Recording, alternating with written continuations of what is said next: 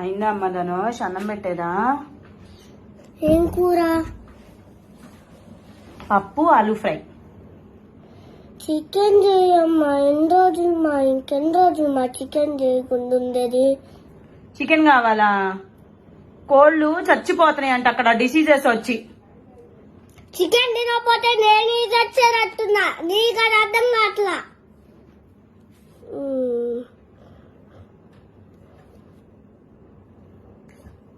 నువ్వు పో అమ్మా, నువ్వు వెళ్ళి తినిపో పప్పు. నాకొద్దులే